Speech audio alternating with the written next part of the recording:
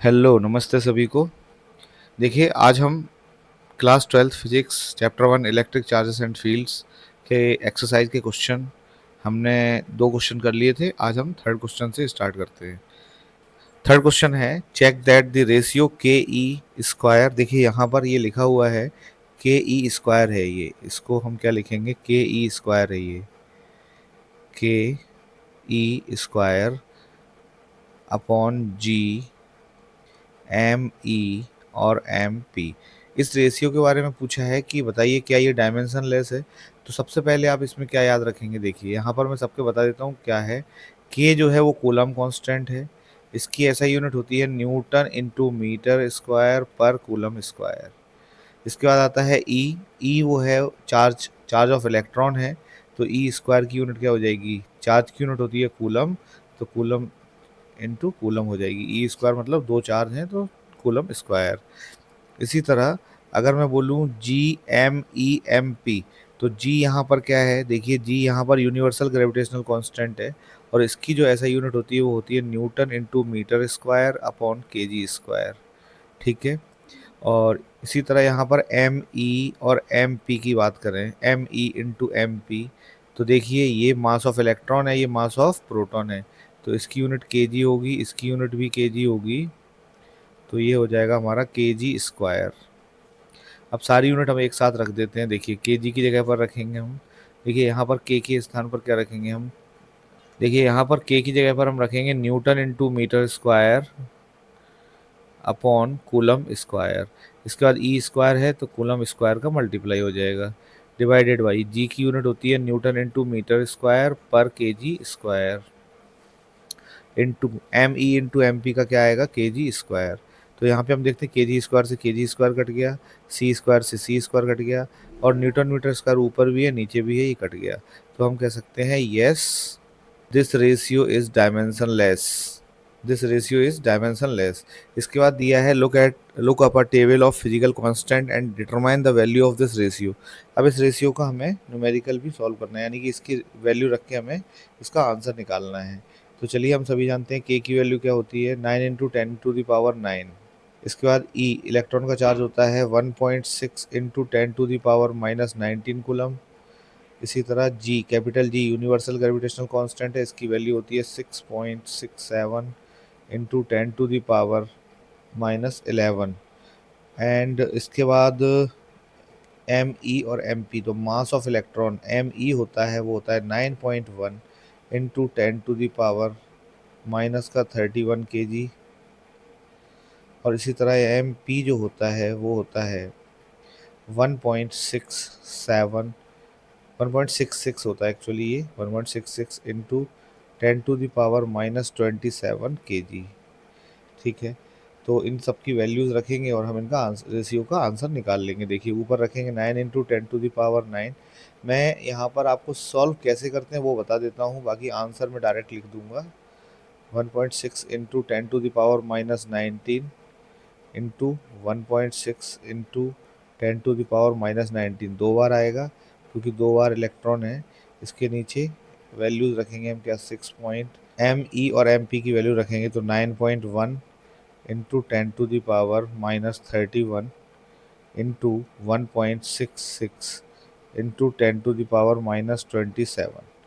ठीक है, ये हमारा वैल्यूज़ है ये हमारी, और इनको हम सबको सॉल्व करेंगे। तो कैसे सॉल्व करते हैं मैं एक बार बता देता हूँ, बाकी आंसर में डायरेक्ट लिख दूंगा। देखिए नंबर्स को हम, जो जिनके पास पावर नहीं है उनको हम पहले लिख लेते हैं एक साथ, 9 इंटू 1.6 इंटू 1.6, इसके बाद इंटू 10⁻⁹ लिख लीजिए, और प्लस की प्लस में जोड़ दीजिए और माइनस की माइनस में, तो -19 और -19, ये 10⁻⁻38 हो जाएगा।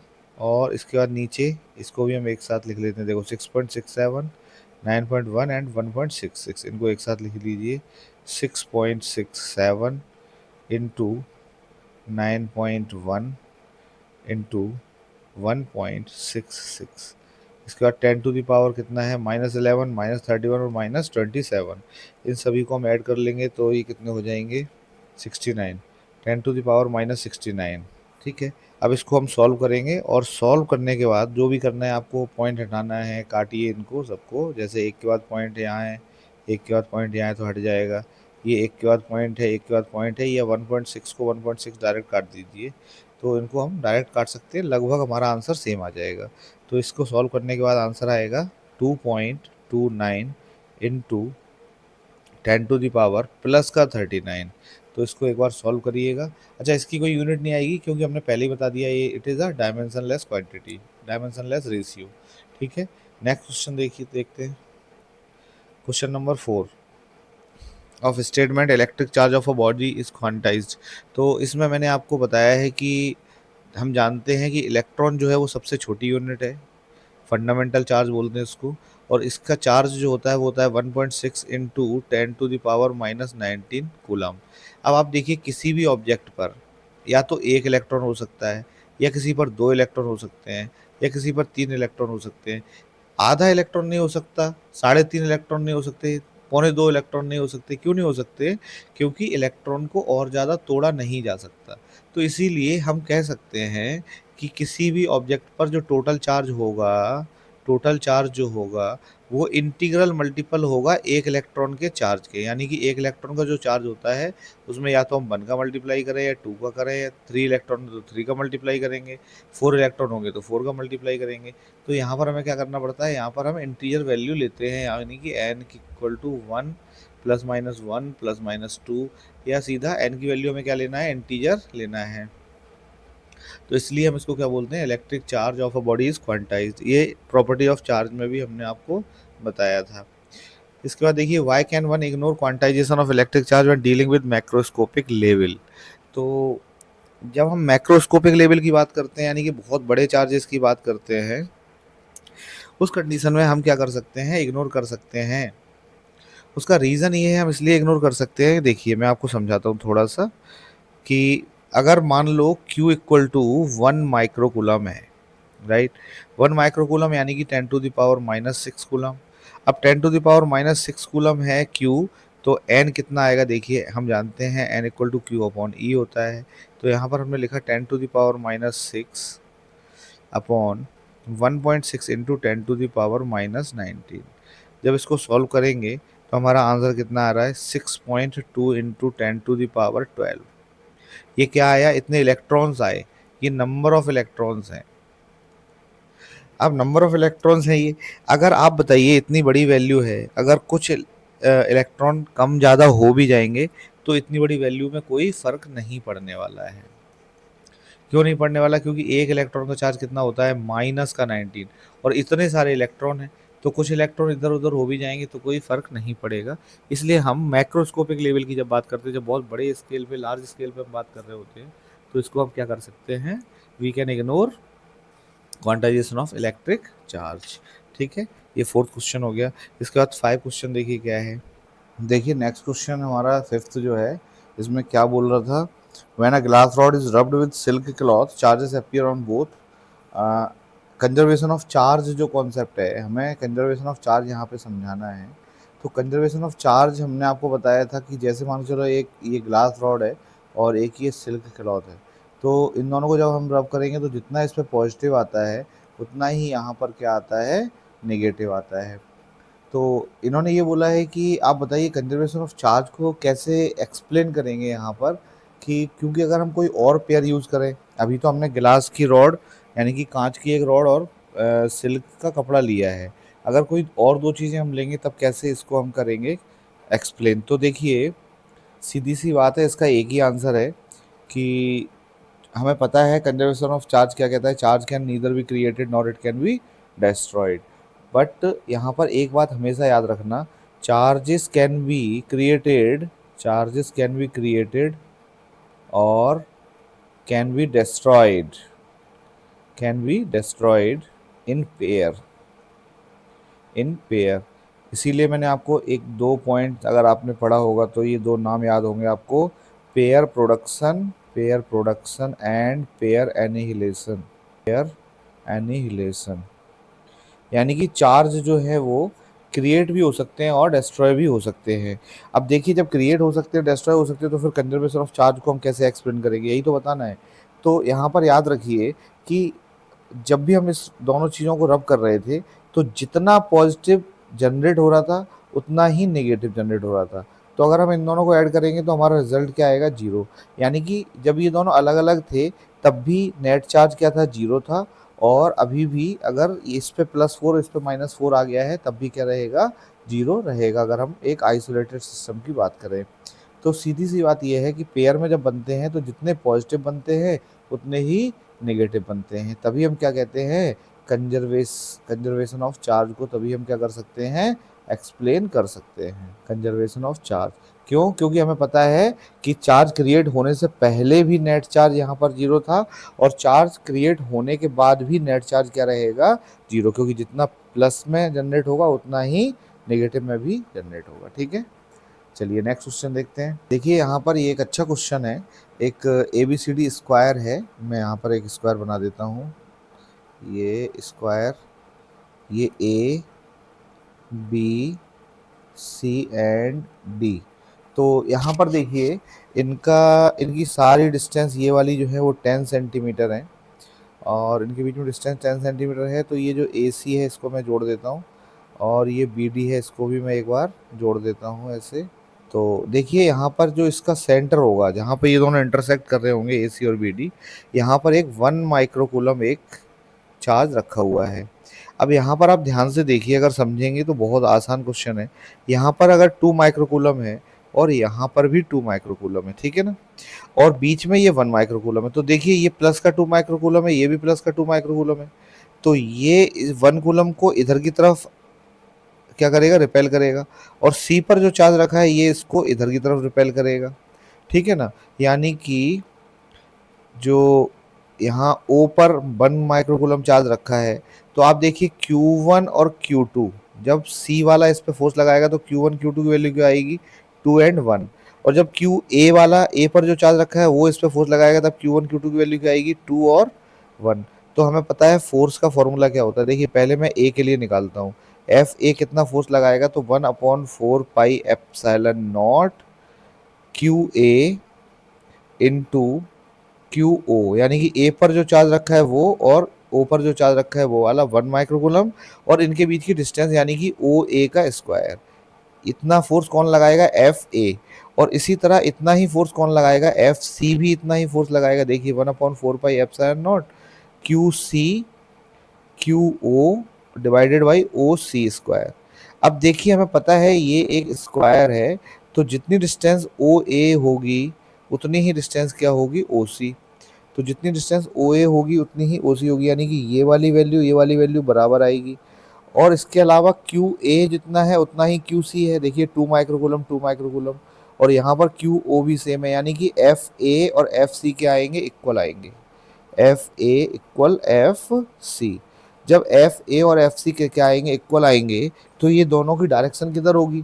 तो देखिए A वाला जो चार्ज है वो O को कहाँ की तरफ, इस 1 माइक्रोकूलम को इधर की तरफ रिपेल करेगा, और C वाला है वो इधर की तरफ रिपेल करेगा। यानी कि इधर की तरफ एक फोर्स और एक फोर्स इधर की तरफ, दोनों फोर्सेस क्या हैं, इक्वल। जब दोनों फोर्सेस इक्वल हैं तो बताइए क्या ये 1 माइक्रोकूलम कहीं भी जाएगा, नहीं जाएगा, अपनी जगह पर स्टेबल रहेगा। इसी तरह हम B और D की बात करें तो सेम, ये भी ये इसकी वैल्यू कितनी है, -5 माइक्रोकूलम दिया हुआ है। देखिए -5 माइक्रोकूलम, और इसकी वैल्यू भी -5 माइक्रोकूलम है। ध्यान रखिए यहाँ पर माइक्रोकूलम है, बुक में माइक्रोकूलम दिया हुआ है। तो इसके लिए भी सेम फोर्स आएंगे, यानी कि FB जितना फोर्स लगाएगा उतना ही FD भी उतना ही फोर्स लगाएगा। तो हम क्या देखेंगे यहाँ पे, अपोजिट फोर्सेस क्या हो जाएंगे, कैंसिल हो जाएंगे, कैंसिल आउट हो जाएंगे। अपोजिट फोर्सेस जब कैंसिल आउट हो जाएंगे तो नेट फोर्स जो है, net force on 1 microcoulomb equal to 0 आएगा। कितना आएगा, 0 आएगा। यही बताना था हमें, what is the force on a charge of 1 microcoulomb placed at the centre of square. इस पे कितना फोर्स लगेगा, 0 लगेगा, 0 न्यूटन। ठीक है, नेक्स्ट क्वेश्चन। देखिए ये क्वेश्चन अच्छा है, इसको थोड़ा सा एक्सप्लेन करने की ज़रूरत है बस। क्या है, an electrostatic field line is a continuous curve, that is the field line can not have sudden breaks, why not. जब इलेक्ट्रिक फील्ड लाइन जब बनाते हैं हम तो ये कंटिन्यूअस कर्व क्यों होते हैं, ये बीच में से ब्रेक क्यों नहीं होते। तो इसका सीधा सीधा आंसर है, इसका आंसर जो लिखेंगे वो थोड़ा सा लैंग्वेज टाइप में हमें लिखना पड़ेगा, तो मैं आपको थोड़ा सा हिंट दे देता हूँ। देखिए क्या लिखेंगे, जब भी इलेक्ट्रिक फील्ड लाइन बनाएंगे तो हम सबसे पहली लाइन लिखेंगे, it these are these are, किसकी बात कर रहे हैं हम? इलेक्ट्रिक फील्ड लाइन की बात कर रहे हैं या इलेक्ट्रोस्टैटिक फील्ड लाइन की बात कर रहे हैं। These are continuous curve, question में जो लिखा है वही लिख रहा हूँ मैं। दीज आर कंटिन्यूअस कर्व, क्यों है ये? बिकॉज इट रिप्रेजेंट, ये हमें क्या बताते हैं आप बताइए? इलेक्ट्रिक फील्ड लाइन हमें क्या बताते हैं? इलेक्ट्रिक फील्ड लाइन ही तो हमें क्या बताते हैं? एक करेक्ट पाथ बताते हैं कि जो है अगर हम यहाँ पे कोई टेस्ट चार्ज रखें तो किधर की तरफ जाएगा, तो वो हमें करेक्ट पाथ बताता है। इसलिए हम इसको क्या लिखते हैं? Because it shows the actual path. It, unit positive charge लिखें या यहाँ पर हम टेस्ट चार्ज लेते हैं तो टेस्ट चार्ज लिख देते हैं, ऑफ टेस्ट चार्ज, ठीक है ना। अ, तो आप बताइए क्या ये जो चार्ज है यहाँ पर मैंने क्यू नॉट रखा, अगर ये कंटिन्यूअस इस पर नहीं होती इलेक्ट्रिक फील्ड लाइन तो ये कैसे जाता? इस पर थोड़ा फोर्स लगता, थोड़ा आगे खिसक जाता, फिर रुक जाता, फिर फोर्स लगता, फिर थोड़ा आगे खिसक जाता, फिर रुक जाता। तो ऐसा नहीं होता। क्या ये जंप करते हुए जाता है? नहीं। ये रुकते हुए जाता है क्या? नहीं। ये कंटिन्यूसली इस पर फोर्स लगता है, ठीक है ना। Actual path of test charge, इसको हम लिख सकते हैं एक्सपीरियंस अ कंटिन्यूअस फोर्स। इस पे फोर्स जो लगता है वो कैसे लगता है? कंटिन्यूअस फोर्स लगता है, बीच में जंप करते हुए नहीं जाता है, ठीक है ना। तो इसलिए जब ये कंटिन्यूअस फोर्स लगता है तो इसकी इलेक्ट्रिक फील्ड में कैसे दिखाते हैं? हम इसको कंटिन्यूअस कर्व से दिखाते हैं, बीच में ब्रेक नहीं करते हैं। इसके बाद दूसरा पॉइंट इसका क्या है? सेकंड पॉइंट में लिखा है explain why two field line never cross each other at any point. तो इसका आंसर सिंपल है। देखिए आप बताइए कि अगर एक इलेक्ट्रिक फील्ड लाइन इधर जा रही है और दूसरी इलेक्ट्रिक फील्ड लाइन इसको कट करते हुए इधर गई, तो आपको पता है इलेक्ट्रिक फील्ड लाइन का जो एरो होता है वो क्या बताता है हमें? Direction of electric field. तो आप बताइए अगर मैं इस पॉइंट की बात करूं तो इलेक्ट्रिक फील्ड की डायरेक्शन इधर है, इस पॉइंट की बात करूं तो इलेक्ट्रिक फील्ड की डायरेक्शन ये कहाँ बताएगा? इधर। लेकिन अगर ये वाली इलेक्ट्रिक फील्ड लाइन के अकॉर्डिंग देखें तो इसकी डायरेक्शन किधर होगी? इधर। तो इस पॉइंट पर आपको कितनी डायरेक्शन दिखाई देगी? It shows two direction of, two direction of electric field at one point. एक पॉइंट पर दो डायरेक्शन बताएगा, which is not possible, which is not possible. So two field lines never cross each other, two field lines never cross each other, ऐसा हम question में से लिख सकते हैं, ठीक है। इसके बाद नेक्स्ट क्वेश्चन देखिए, two point charges q A q B are located 20 centimetre apart in vacuum. चलिए दो पहले मैं चार्ज यहाँ पे बना लेता हूँ। एक चार्ज यहाँ पर है, एक चार्ज यहाँ पर है। मान लो ये चार्ज है क्यू ए, इसकी वैल्यू है 3 माइक्रोकूलम, और ये है क्यू बी, इसकी वैल्यू है -3 माइक्रोकूलम, और ये एक दूसरे से कितने डिस्टेंस पर रखे हुए हैं? 20 सेंटीमीटर की डिस्टेंस पर रखे हुए हैं। तो R इक्वल टू 20 सेंटीमीटर दिया है, इसको मैं चेंज कर लेता हूँ। R इक्वल टू 20/100 यानी कि आ जाएगा 0.2 मीटर। इसको हमने मीटर में कन्वर्ट कर लिया। अब बोला है कि इसके मिड पॉइंट पर, मिड पॉइंट ओ पर, इसको मैं थोड़ा सा यहाँ पे दोबारा बनाता हूँ इसको बड़ा करके। देखिए ये पॉइंट ए है हमारा, ये पॉइंट बी है, यहाँ पर ये वाला चार्ज रखा हुआ है और यहाँ पर ये वाला चार्ज रखा हुआ है, और यहाँ पर एक पॉइंट है ओ। तो आपको पता है ये यहाँ से 10 सेंटीमीटर पे होगा क्योंकि मिड पॉइंट है, और ये यहाँ से भी 10 सेंटीमीटर पे होगा। तो ये वाली डिस्टेंस कितनी हो गई? एक्चुअली ओ पॉइंट पर अगर हम क्या निकालना है, पहला क्या दिया, what is the electric field at point O of line A B joining the two charges. Electric field हमें निकालना है ओ पर, तो इलेक्ट्रिक फील्ड लाइन हमें कहाँ क्या निकालना है? ओ पर निकालना है। ध्यान रखिए at O, at O electric field due to A, electric field due to this charge, इस चार्ज की वजह से इलेक्ट्रिक फील्ड अगर हम यहाँ निकालें तो हमारा फॉर्मूला क्या आएगा? 1/4 पाई एप्सिलॉन नॉट। देखिए यहाँ पे एप्सिलॉन नॉट हम लेंगे क्योंकि हमने वैक्यूम पहले दे रखा है, वैक्यूम में लेना है। इसके बाद हमारा फॉर्मूला होता है Q/R²। तो यहाँ पर आर स्क्वायर कितना आएगा? ओ ए का स्क्वायर, ठीक है।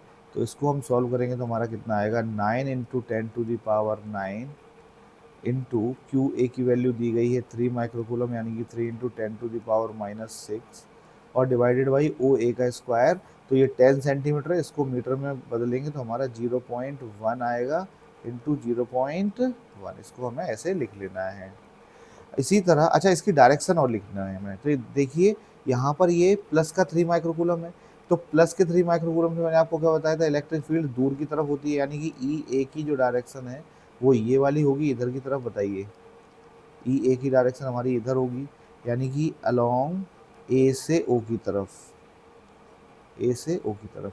तो इलेक्ट्रिक फील्ड की डायरेक्शन कैसे होगी, ई ए की डायरेक्शन हमारी इधर होगी। इसी तरह अगर हम एट ओ हम क्या निकालें, बी पर जो चार्ज रखा है उसकी वजह से इलेक्ट्रिक फील्ड कितना होगा, तो formula same, 1/4 pi epsilon naught Q B upon O B का whole square equal to 9 × 10⁻⁹ into ये हमारा -3 माइक्रोकूलम है, तो यहाँ पर हम 3 × 10⁻⁻⁶ यहाँ भी लिख देंगे, और अपॉन में 0.1 इंटू 0 सेम आएगा। अब यहाँ पर एक चीज़ याद रखिए, माइनस आएगा आगे। माइनस क्यों आया, क्योंकि इसकी डायरेक्शन जो है वो हमें पता है क्या होगी, अपोजिट होगी। क्यों, क्योंकि हम जानते हैं कि जो डायरेक्शन है वो क्या होती है, माइनस की तरफ होती है, यानी कि ई बी की डायरेक्शन भी क्या होगी, इधर की तरफ ही होगी, ये दूर की तरफ नहीं होगी, अलोंग ओ बी। अब आप यहाँ पर देखिए, ई बी की डायरेक्शन भी क्या होगी, इधर होगी। तो अब आपसे पूछा क्या गया है, आपसे पूछा गया है कि बताइए कि, यहाँ पर मैं लिख देता हूँ, आपसे पूछा गया है कि ओ पॉइंट पर जो इलेक्ट्रिक फील्ड होगा वो कितना होगा। तो ओ पर इलेक्ट्रिक फील्ड हमारा कितना हो जाएगा, सिंपली हमारा ई ए प्लस ई बी आंसर आएगा, ई ए प्लस ई बी, क्योंकि दोनों एक ही डायरेक्शन में, तो क्या करेंगे, हम इनको ऐड कर देंगे। अब इसको सॉल्व करिए और इसको सॉल्व करिए, देखिए इसको सॉल्व करके कितना आंसर आ रहा है, इसको सॉल्व करके पॉइंट है, पॉइंट से पॉइंट हट जाएगा, ये इसको सॉल्व करके हमारा आंसर आएगा 2.7 इंटू 10⁻, 2.7 × 10⁻⁶, और इतना ही हमारा ये भी आएगा 2.7 into 10⁻⁶, 2.7 into 10⁻⁶ Newton per coulomb, ये भी न्यूटन पर कूलम। तो ई हमारा जो आएगा वो दोनों को जोड़ के कितना आ जाएगा, 5.4 इंटू 10⁻⁶ न्यूटन पर कूलम। ठीक है, तो ये हमारा जो है इलेक्ट्रिक फील्ड, टोटल हमारा इलेक्ट्रिक फील्ड इतना आ जाएगा। ठीक है, इसके बाद क्या पूछा है इसी में सेकंड पॉइंट में, देखिए इसी के सेकंड पॉइंट में हम देखेंगे क्या है। अगर एक नेगेटिव चार्ज रख दिया जाए 1.5 इंटू 10⁻⁹ कूलम का, कहाँ पर, ओ पर, तो बताइए उस पर कितना फोर्स लगेगा। तो सिंपल है, F इक्वल टू फॉर्मूला हमारा क्या होता है, Q इंटू ई। तो इसको हम क्या करेंगे सॉल्व, हम F निकालना है, तो सीधी सी बात है, हम Q की जगह रख देंगे 1.5 इंटू, तो हमारा क्या आ जाएगा 1.5 इंटू 10⁻⁹, यानी कि Q, और E कितना है, इतना। ठीक है ना, तो ये E है। इसको सॉल्व करेंगे तो हमारा फोर्स कितना आएगा, इसकी वैल्यू, फोर्स हमारा आएगा 8.1 इंटू 10⁻⁻3। तो हमारा, अच्छा ये माइनस का साइन होगा यहाँ पर क्योंकि माइनस है ये, तो ये हमारा आंसर आएगा 8 न्यूटन। इसका आंसर हमारा ये आएगा। ठीक है ना, एक बार आप लोग कंफर्म चेक कर लीजिए, एक बार आंसर इतना आएगा हमारा। बुक से भी आप लोग एक बार मैच कर लीजिएगा आंसर शीट से, तो हमारा आंसर आएगा 8.1 इंटू 10⁻⁻3 न्यूटन, इतना फोर्स इस पर लगेगा। इसकी डायरेक्शन किधर होगी, तो याद रखिए इलेक्ट्रिक फील्ड की डायरेक्शन इधर है, तो फोर्स की डायरेक्शन इधर होगी। क्यों, क्योंकि ये चार्ज नेगेटिव है, अगर पॉजिटिव होता तो इसकी डायरेक्शन इधर ही होती, लेकिन नेगेटिव है तो डायरेक्शन इसकी अपोजिट होगी। चलिए नेक्स्ट क्वेश्चन देखिए, ए सिस्टम है two charges q A equal to दिया है 2.5 इंटू 10⁻⁻7 कूलम, और क्यू बी दिया है माइनस का 2.5 इंटू 10⁻⁻7 कूलम। यहाँ पर ये रखा है 0 0 -15 पर, और ये रखा है 0 0 +15 पर। सीधी सी बात है कि ये जो दोनों चार्जेस हैं वो हमारी, देखिए यहाँ पर मैं आपको बता देता हूँ, ये x है, एक बाई एक्सिस ऐसे करके हम एक बाई एक्सिस बना सकते हैं, ये बाई एक्सिस मान लो और ये जेड एक्सिस मान लो। तो x पर और बाई पर नहीं है, ये हमारा z पर है, तो सीधी सी एक स्ट्रेट लाइन अगर हम बना लें, तो ये हमारा अगर ओरिजिन है, तो ये एक रखा है हमारा +15 पर और एक रखा है हमारा -15 पर।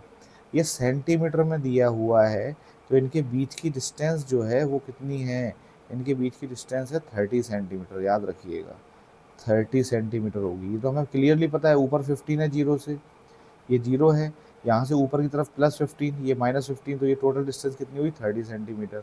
तो यहाँ पर r कितना है 30 सेंटीमीटर। इसको अगर हम चेंज करें मीटर में तो कितना आएगा 0.3 मीटर। चलिए यहाँ पर एक चीज़ और हमें क्लियरली पता चलती है कि यहाँ पर ये जो डिस्टेंस है और ये जो चार्जेस हैं ये जो रखे हुए हैं, क्या ये हमारा इलेक्ट्रिक डायपोल बन गया? मैंने बताया था इलेक्ट्रिक डायपोल क्या होता है, इक्वल एंड अपोजिट चार्जेस। देखिए इक्वल चार्जेस हैं दोनों और साइन अलग अलग है, तो हम कह सकते हैं क्या है, ये इलेक्ट्रिक डायपोल है। तो आपको क्या बताना है, what are the total charge कितना है और इलेक्ट्रिक डायपोल मोमेंट कितना है। तो ये तो इजी है। टोटल चार्ज अगर बताना है तो देखिए डायपोल का टोटल चार्ज हमें पता कितना होता है।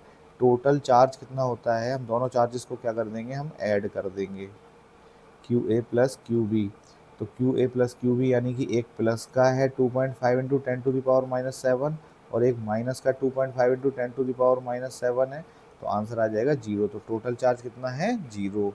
और अगर हमारी इलेक्ट्रिक डायपोल मूवमेंट निकालने की जब बात आती है तो हम इसको कैसे लिखते हैं, पी से लिखते हैं।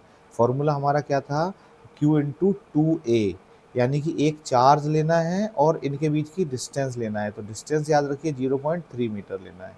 तो एक चार्ज लेना है यानी कि कोई भी ले लीजिए आप, 2.5 into ten to the power minus seven और 2a, इनके बीच की जो डिस्टेंस है वो हमें कितना लेना है, 0.3। याद रखिए 2a की डिस्टेंस है 0.3, पूरी डिस्टेंस ये 0.3 है। तो इसको जब हम सॉल्व करेंगे तो हमारा कितना आएगा, 0.75 into ten to the power minus seven coulomb into metre, इसकी यूनिट होती है कूलम मीटर। ये पी की वैल्यू आएगी। और हम जानते हैं कि डायपोल मूवमेंट की डायरेक्शन हमेशा किधर से किधर होती है, negative to positive charge, negative to positive charge होती है। तो ये 0.75 into ten to the power minus seven, या इसको हम ऐसे भी लिख सकते हैं 7.5 into ten to the power minus eight coulomb metre. और इसकी जो डायरेक्शन होगी वो किधर होगी, तो हम बोलेंगे नेगेटिव चार्ज से पॉजिटिव चार्ज की ओर। तो यहाँ पर हमारा कौन सा चार्ज रखा हुआ है, प्लस ए। देखिए ये -15 वाले पर ए है, यानी कि यहाँ पर हमारा क्यू ए रखा है यानी कि प्लस चार्ज, और यहाँ पर हमारा क्यू बी रखा है यानी कि नेगेटिव चार्ज है, ये माइनस। तो अभी आप याद रखिए नेगेटिव से पॉजिटिव की तरफ डायरेक्शन होती है हमेशा, तो along negative Z axis, negative Z axis नीचे है ना, तो नेगेटिव जेड एक्सिस की डायरेक्शन में इसकी क्या होगी, डायरेक्शन होगी। तो हमें इसकी वैल्यू इतनी होगी और डायरेक्शन डायपोल मूवमेंट की किधर होगी, नेगेटिव जेड एक्सिस की तरफ। ठीक है ना। चलिए, आई होप कि समझ में आ गया होगा। अगर नहीं आया है तो आप प्लीज़ कमेंट में बताइए, तो मैं थोड़ा सा और एक्सप्लेन करके आपको समझा दूंगा। ठीक है ना। इसके बाद नेक्स्ट क्वेश्चन, क्वेश्चन नंबर 10 देखिए। An electric dipole with dipole movement 4 into ten to the power minus nine coulomb metre. तो यहाँ पर आपको P की वैल्यू दी गई है, कितनी है, 4 into ten to the power minus nine coulomb metre, is aligned at 30 degree, theta की वैल्यू 30 दी है। देखिए मैं यहाँ पे डायग्राम भी आपको अगर एक बार बना के बताता हूँ अभी। 30 degree with the direction of uniform electric field of magnitude 5 into ten to the power four है। ठीक है ना। क्या है, इलेक्ट्रिक फील्ड की वैल्यू दी गई है, यहाँ पे थोड़ा लिखने में टाइप करने में एरर आ जाती है तो मैं बता देता हूँ। 5 into ten to the power four newton per coulomb, newton per coulomb. अब आपको निकालना क्या है, इस पर टॉर्क कितना लगेगा ऐसा आपको निकालना है। देखिए वैसे तो हमें पता है टॉर्क का सीधा फॉर्मूला है P E sine theta, P E sine theta. हम डायरेक्टली यहाँ पे लगा देंगे और निकल आएगा, लेकिन अभी हम आपको थोड़ा सा बताने की कोशिश करते हैं। मैंने आपको क्लास में भी समझाया होगा। देखिए ये अगर इलेक्ट्रिक फील्ड की डायरेक्शन है और हमारा डायपोल जो है वो डायपोल मूवमेंट हम जो है हमारा वो 30 डिग्री, यानी कि इसकी डायरेक्शन माइनस क्यू इधर और प्लस क्यू इधर, और इसकी डायरेक्शन यहाँ से 30 डिग्री ऐसा उन्होंने बोला है। ये प्लस क्यू होगा, ये 30 डिग्री थीटा है। तो इस कंडीशन में हमारा डायपोल ऐसे रखा हुआ है। ठीक है, आप लोगों को मैंने समझाया होगा, तो आप लोग एक बार रिवाइज करिए। ठीक है ना। तो टाउ की वैल्यू हम कैसे निकालेंगे, देखिए पी की वैल्यू हमें यहाँ पर दी हुई है, पी कितना दिया हुआ है, 4 into ten to the power minus का 9। ई की वैल्यू भी हमें दी है, सिंपल है, 5 into ten to the power four. इसके बाद साइन 30, क्या लिखेंगे हम, साइन 30। तो इसको जब हम सॉल्व करेंगे तो देखिए 4 इंटू फाइव 20 आएगा, 20 into ten to the power minus nine और प्लस का 4, तो टेन टू दावर माइनस का 5 रह जाएगा। और साइन 30 की वैल्यू होती है 1/2, तो ये हमारा आंसर आएगा 10 into ten to the power minus five. क्यों, ये 2 से कट जाएगा 10 बार। तो अब हमारा आंसर आएगा, इसको देखें, 10 की पावर प्लस वन और 10 की पावर माइनस फाइव है, तो 10 की पावर माइनस फोर और ये हमारा क्या निकला, टाउ निकला। तो इसको हम कह सकते हैं न्यूटन इंटू मीटर। ऐसा टाउ की जो ऐसा यूनिट होती है वो क्या होती है, न्यूटन इंटू मीटर। तो हमारा आंसर आएगा 10⁻⁻⁴ न्यूटन मीटर। ठीक, तो देखिए आज हमारे 10 क्वेश्चन कंप्लीट हो चुके हैं। तो 10 क्वेश्चंस का एक बार रिवीजन करिए। जो थ्योरी वाले क्वेश्चन थे, देखिए जो न्यूमेरिकल है वो तो मैंने यहाँ पे सॉल्व करवाए हैं, और जो थ्योरी वाले क्वेश्चन है उनको एक बार रिवाइज करके उनके आंसर अपने मन से बनाने की कोशिश कीजिए। ठीक है, इसके आगे के क्वेश्चन है, कुल टोटल क्वेश्चन इस एक्सरसाइज में 23 है और 10 हमने कंप्लीट कर लिए, 13 क्वेश्चन और बचे हैं। तो हम ऐसे ही नेक्स्ट 2 क्लासेस में कोशिश करेंगे उनको ख़त्म करने की। ठीक है, आज के लिए इतना ही रखते हैं। Thank you so much.